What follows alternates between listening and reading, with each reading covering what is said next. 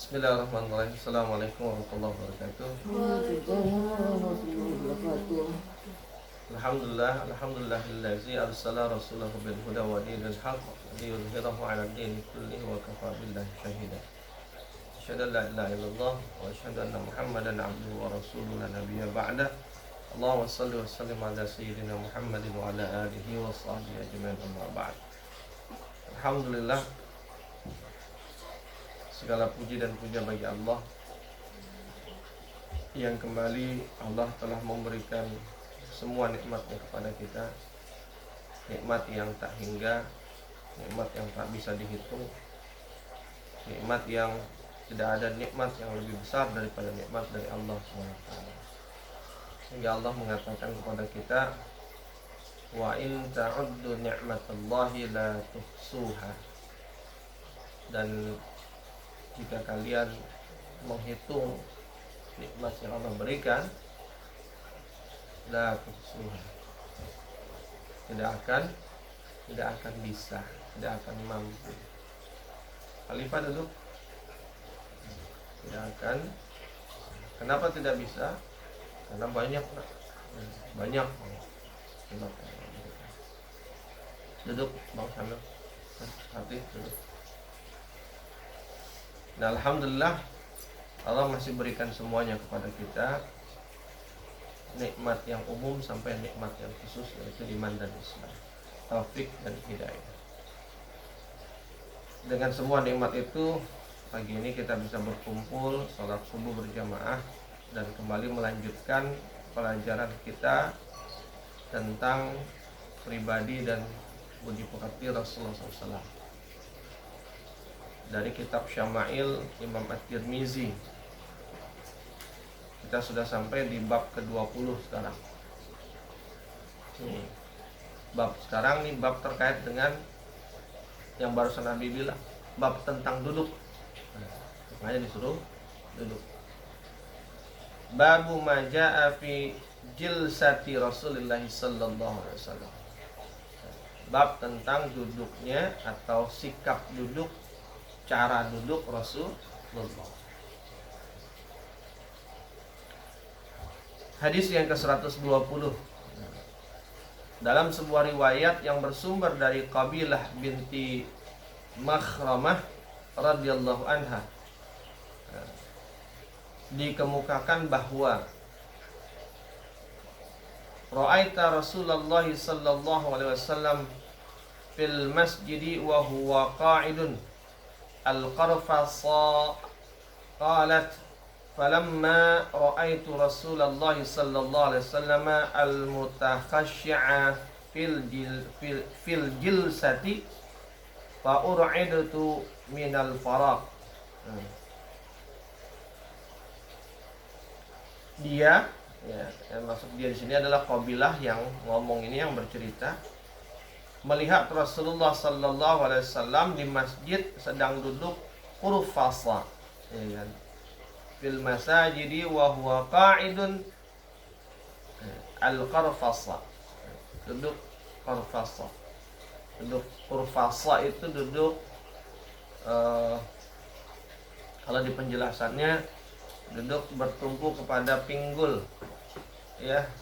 Ini sambil nyandarin kedua paha ke perut, terus megang betis begini.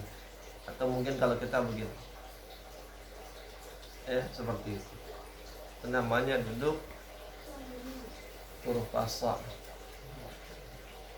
Karena dua pahanya disandarin ke perut. Gimana nih dari dua paha? Ya cuma begini doang caranya. Kalau begini cuma satu. Kalau begini susah amat.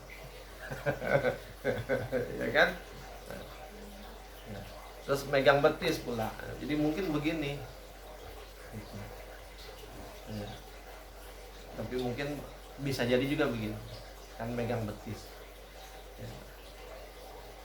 Karena budaya orang sana berbeda dengan budaya orang kita. Jadi sangat mungkin cara duduknya pun berbeda. Mungkin kelihatan aneh buat kita, tapi di sana biasa. Lalu Qabilah berkata, manakala aku melihat Rasulullah sallallahu alaihi wasallam sedang duduk dengan khusyuk, ya, maka aku pun dibawa oleh perasaan takjub karena wibawanya. Nah, di sini kata duduknya ada pakai dua kata nih, Nak. Tadi yang duduk kurfasa itu makainya qaidun, ya, duduk. Ya. Kalau nggak salah ya, ntar bisa kita tanya lagi. Qaidun tuh duduknya duduk santai. Ya. Tapi ketika disebut di sini Rasulullah sedang duduk dengan khusyuk, disebutnya fil jilsati, ijlis, beda lagi. Makanya kalau sekolah kan dulu iya, ya kan, Fatih, Naswa, Kuteka, kan Khalifah sambil juga dibilangnya gitu kan bahasa Arab, ijlis, ya kan. Artinya apa? Suruh duduk, duduknya duduk khusyuk, duduk tenang karena mau belajar. Enggak bilang qaidun gitu. Tapi ijlis. Ya, seperti itu. Jadi duduknya duduk yang khusyuk, yang serius. Aku pun dibawa oleh perasaan takjub karena wibawa Rasulullah SAW. Jadi Rasulullah kalau lagi duduk khusyuk itu, ya kan, ada wibawa.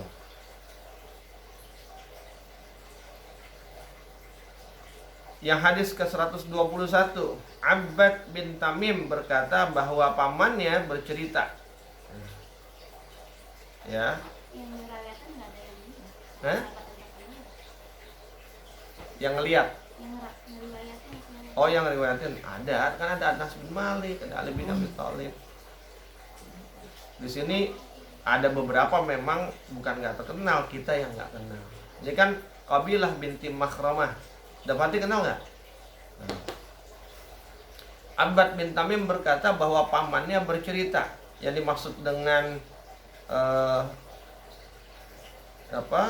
Abbad ini adalah Abdullah bin Zaid bin Asim bin Muhammad. Oh, pamannya. Ia adalah seorang sahabat dan dikatakan bahwa ia membunuh Musailamah al-Kazzab. Yang bunuh Musailamah kan Wahsy ya?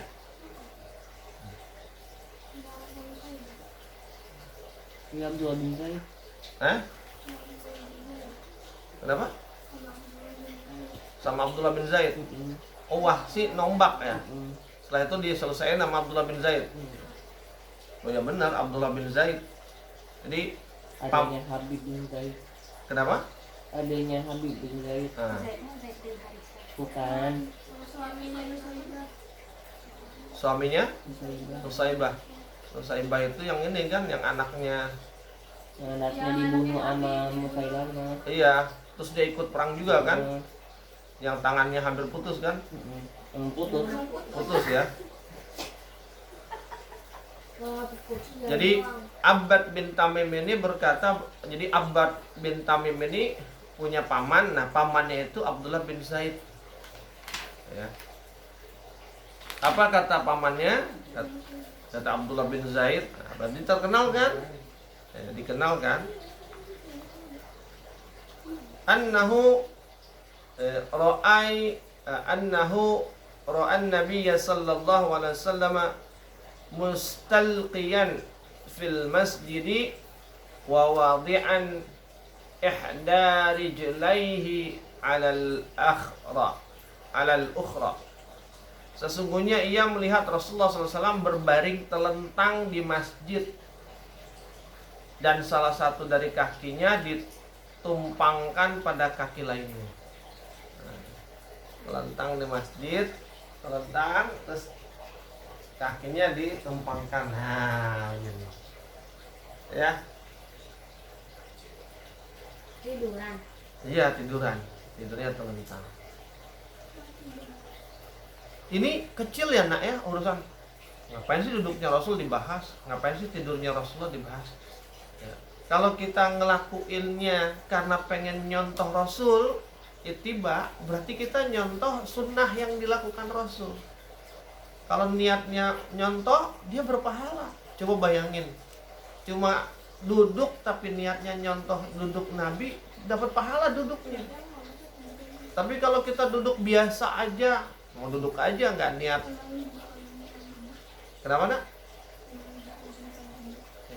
Kita tidur biasa aja nggak niat nyontoh Nabi, ya nggak ada pahalanya, cuma duduk doang. Masjid. Enggak, di mana aja, ya di mana aja. Yang ngelihat lagi di masjid, karena kan nggak mungkin ngelihat di rumahnya Rasul. Hadis yang ketiga, hadis yang terakhir, hadis ke-122. Abi Sa'id Al-Khudri radhiyallahu anhu. Ini terkenal nih, Mi. Ya, jadi sedikit aja sahabat-sahabat yang mungkin buat orang-orang yang nggak belajar sirah banyak yang nggak dikenal, tapi buat orang yang kita karena terbiasa sama sirah jadi lebih banyak yang kita kenal ketimbang yang enggak. Abi Sa'id Al-Khudri radhiyallahu an mengatakan, "Kana Rasulullah sallallahu alaihi wasallam." Karena kan sahabat itu jumlahnya sampai haji wada 120.000 orang. Ya, banyak lah. Kalau yang kita tahu cuma kita tahu 200 saja berarti masih ada 118.800 yang kita nggak tahu. Karena Rasulullah sallallahu alaihi wasallam idza jalasa fil masjid ihtaba biyadaihi.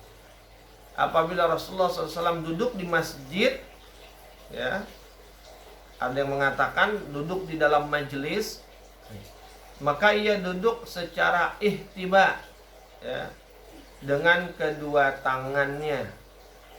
Duduk ihtiba itu adalah duduk kurfasa sambil nyandar, nah kayak naswat. Duduk kurfasa tadi, tapi sambil nyender. Ya. Itu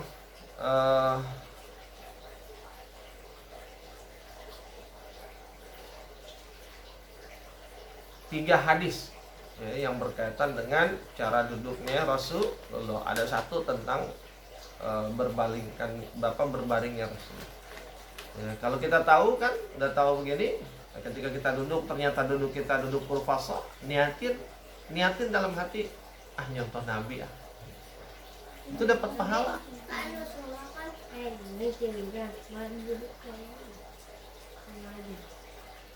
Kalau duduk kayak gitu boleh aja. Nah, artinya gini, duduk kayak apa aja boleh. Tapi kalau kita duduknya kayak Rasulullah dan niatnya nyontoh Rasulullah, dapat pahala. Tidur kayak gimana aja boleh, kecuali yang dilarang ya. Nah, tapi kalau tidurnya kayak tidurnya Rasulullah, ya kan, dan niatnya nyontoh tidurnya Rasulullah, dapat pahala.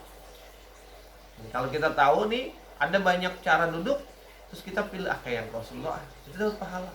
Kalau di Jawa dimarahin. Hah? Kalau di Jawa dimarahin. Kalau di Jawa? Cewek dimarahin. Kalau? Di Jawa cewek dimarahin duduk kayak gini. Oh, itu yang tadi Abe bilang, kan setiap tempat punya budayanya sendiri-sendiri. Itu Dan iya. Dan lagi-lagi ini kan juga contohnya Rasulullah laki-laki. Nah, kalau nanti perempuan biasanya pasti Aisyah juga melakukannya, atau Ummu Salamah melakukannya, atau ada sahabiah lain juga melakukannya. Seperti itu. Jadi tetap disesuaikan. Karena ini kan perkaranya bukan perkara yang wajib, bukan urusan yang wajib. Kalau dia kemudian di masyarakat kita lagi ngumpul sama atu, terus kita duduk begini gitu kan, ya nggak sopan buat orang Indonesia. Sama kayak kita nonton film Osman sama Anturul kan, ya, sama orang di depan orang tuanya mereka duduk begini kan, karena emang gaya duduknya begini, cara duduk mereka begitu, seperti itu. Kalau kita enggak, berbeda. Ya kalau kita lagi sendiri, kalau ngobrol sama teman, sama sepantaran, supaya nggak jadi fitnah, nggak dianggap nggak sopan. Kalau sama teman silahkan, tapi kalau sama orang tua, biar dianggap sopan, tahu adat. Apalagi sama orang Padang kan, salah duduk aja bisa dibilang nanti kita nggak tahu adat. Karena orang Padang tuh ada tata caranya, ada sopan santunnya dalam urusan duduk. Bukan hanya cara duduknya, termasuk tempat duduknya. Ini kalau semando duduknya di mana? Kalau anak perempuan, anak laki-laki duduknya di mana? Itu seperti itu. Bahkan urusan kamar Sekali aja, duduk aja apa? Hah? Sekali duduk aja apa? Ya di mana duduknya? Itu kalau lagi Hah? Tadi katanya kadang-kadang kan kalau salah duduk aja kan. Ya kalau salah duduk dianggapnya nggak tahu adat namanya, Nak. Karena saking beradatnya orang Padang itu, orang Minang saking beradatnya, ya kan. Itu kalau ada orang dia orang Minang juga tapi duduknya sembarangan, dia dianggap nggak tahu adat. Padahal orang Minang itu dari kecil biasa diajarkan dengan adat seperti itu. Makanya coba deh ke rumah Umi yang di kampung, kamar aja tuh ditentuin. Di depan tuh kamar orang tua. Kamar Umi itu setelah kamar Atu. Kamar Pete di mana? Kamar Mete di dapur kan, di belakang. Karena di situ kamar laki-laki, anak laki-laki yang bungsu ya. Anak laki-laki bungsu atau anak laki-laki? Anak laki-laki itu di situ. Sama dulu Abi juga waktu Abi kecil-kecil. Paling depan kamar Mamoen ya. Kenapa? Setelah dia nikah jadi kamar orang tua gitu kan. Iya, setelah nikah kamar orang tua jadi kamar anak perempuan yang paling tua. Dulu waktu Abi kecil-kecil, waktu masih ngumpul tuh kemudian sama Uwonya Abi itu masuk satu itu, kamar Uwo tuh di depan kamar Uwo Abi. Tapi begitu Uwo kalian nikah sama Ungku, itu kamarnya di depan, persis di ruang tamu. Nih ruang tamu ini kamar di sini. Kamar orang tua pindah ke belakang. Iya Mi ya. Makanya Uwo juga Mama pindah ke belakang kan. Pindah ke belakang. Ke belakang itu artinya masih di ruangan rumah utama tapi pindah ke belakang. Nah, kamar Uwo anak perempuan pertama. Uwo kalian kan anak perempuan pertama. Nikah. Oma kali. Oh iya Oma. Oma dia dikasih pavilion. Dikasih pavilion, kemudian Uwo di depan, terus di sebelahnya tuh kamar Teta sama ibu sama ibu Yen sama Teta yang di ngomongnya apa sih? Mami. Nah, Ibu Yen sama Mami di belakangnya. Ini di belakang sini kamar Uwo Abi. Uwonya masih kecil. Udah gede. Uwo kalian udah baru nikah. Jadi pas kamar tadinya kamar kenapa? Tahu kan Abi belum ada. Abi bukannya udah ada. Ya enggak kan pas Abi lahir di situ. Jadi yang di depan di samping ruang tamu itu kamar Uwo kalian. Terus di sini di belakang kamar Bu Yen sama Mami. Karena waktu Abi lahir Bu Yen sama Mami belum nikah.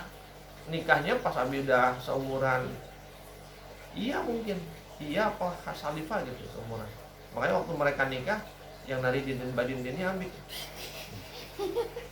Sini, nah kamar ibunya Uwo di sini. Nah ini ruang, terus ini pintu ruang utama. Jadi ruang utama tuh ada pintu belakangnya, buka pintu, di situ kamar mandi, ya kan. Terus ada tempat mandi umum gitu, tempat cuci-cuci gede.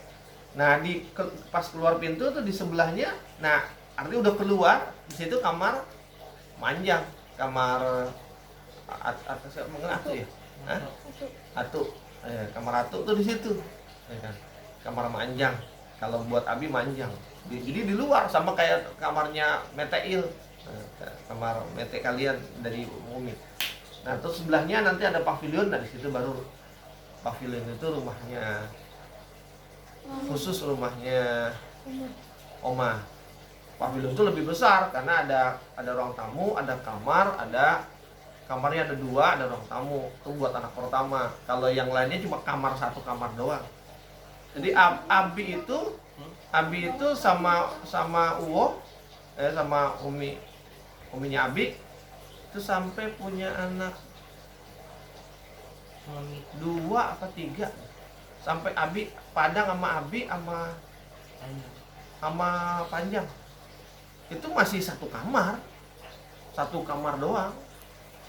Nah, terus kemudian karena udah sempit ditambah 1 kamar di sebelahnya. Bukan kamar sebenarnya, tapi kamar kecil gitu sebenarnya, itu kamar ruangan, kamar kecil lah. Akhirnya kamar kecil itu jadi kamar Abi sama Madang, sama Padang. Di situ. Tapi masuknya lewat kamar, tetap lewat kamar Uwo masuknya. Masuk, terus ada pintu lagi di sana. Nggak ngerti. Udah pindah aja. Ya, enggak, itu masalah adat, nak, masalah budaya. Gambarannya hampir kayak rumah Allah. Kalau kan ruang tamu, habis itu di sini kamar. Betul. Dapati betul. Beda posisi pintunya aja. Tapi nggak. Karena memang kadang gitu, ruang keluarga lebih gede daripada yang lain. Iya. Sama kan rumah di kampung juga kan, di Pagariung begitu modelnya kan. Ruang tamunya lebih gede. Tapi ruangan poncung itu deretan cewek. Ruang cewek. Oh, tadi makanya Abi bilang beda posisi pintunya aja nggak? Ya. Itu Abi cuma ngasih tahu adat Bahkan dulu kan Abi sama Padang paling belakang ya kamar TK. Iya betul. Abi di belakang kan. Di posisinya kan di belakang yang sekarang dipakai sama Teta. Jadi, kok kamu tahu? Ya karena Abi Oh iya. Nah itu jadi Kalau minus habis sudah tidur gitu. iya, makanya Abi kalau nginep kan Abi tidur di sana kan. Seperti itu. Ini juga anak Itu Abi cuma mau tahu setiap daerah, setiap wilayah itu punya adat. anak dong orang pada Nah, gue adat gitu, itu tapi kalau dia nggak bertentangan, ada di dalam Islam itu, nak, di dalam Islam ada prinsip namanya naturalisme. bukan materialisme, matriarkat. Materialisme. Ada dalam Islam tuh ada kaidahnya, al-adat al-muhkamah.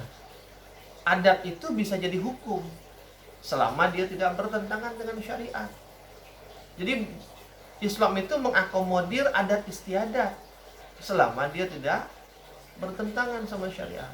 Nah, makanya tadi kalau umpamanya secara adat dia baik, nggak apa istilahnya, nggak bertentangan. Kalau bicara cara duduk itu nggak terkait dengan syariat, dia hanya terkait dengan kebiasaan Rasul saja. Dia bukan syariat. Orang bilang adat itu salah. Ya salah. Ya, tidak semua adat salah. Kayak orang Gitu. Tidak semua budaya salah. Ada di dalam di antara yang dilakukan Rasulullah dan para sahabat tuh ada yang budaya Arab, ada. Enggak semuanya syariat Islam, ada yang budaya Arab. Contohnya apa? Hah? Nah, contohnya tadi tuh poligami itu sebenarnya kan berawal dari budaya yang kemudian diambil jadi syariat. Gitu. Atau yang masih jadi budaya, misalnya apa? Pakaian gamis orang Arab. Yang laki-laki pakai gamis, itu kan budaya orang Arab. Gitu. Cuma karena itu pakaian di sana Rasulullah biasa pakai, maka kemudian itu jadi pakaian generasi kaum muslimin di sana sampai hari ini. Lah kalau kita di sini nggak biasa pakai begitu, buktinya dia bukan syariat apa? Kita nggak pakai nggak apa-apa. Itu namanya. Kenapa? Itu dari budaya. Ya, seperti itu. Jadi boleh-boleh aja. Ya kan, pakai belangkon sholat boleh, nggak melanggar syariat. Karena belangkon nggak beda sama sorban, nggak beda sama peci. Ya, seperti itu. Nggak masalah, enggak, karena prinsipnya dia penutup kepala. Seperti itu. Ya. pakai topi. Pakai topi asal bisa sujud, intinya gitu, nah. Itunya di depan ya. Nah, kalau di depan yang beginian petnya nggak bisa sujud. Di belakang. Nah, kalau di belakang balik lagi. Biasa. Kebiasa nggak? Orang kalau ngelihat kita sholat pakai topi begitu, gimana respon orang? Kenapa orang itu ngerespon seperti itu? Karena ada kebiasaan lagi. Oh, itu nggak etis, itu nggak biasa menurut kebiasaan orang. Gitu ya. Nah, itu nanti itu babnya bab keseharian. Makanya jadi Islam nggak sesempit yang dibilang orang sekedar ini dan itu. Ya. Wallahu a'lam bishawab, mudah-mudahan bermanfaat dari habis sekian. Mudah-mudahan kita makin kenal Allah, makin kenal Rasulullah SAW, makin kenal Islam, dan berusaha untuk mencontoh dan meneladaninya. Maka insya Allah kita akan mencintai Rasul, dan akhirnya Rasulullah pun akan memberikan syafaatnya kepada kita di akhirat nanti. Amin ya Allah rabbal alamin. Kita tutup dengan istighfar, hamdalah, dan tasbih kifaratul majlis. Astaghfirullahaladzim, alhamdulillahirabbil alamin. Subhanakallahumma wa bihamdika asyhadu an la ilaha illa anta astaghfiruka wa atubu ilaik. Afu minkum billahi taufiq wal hidayah. Assalamualaikum warahmatullahi wabarakatuh.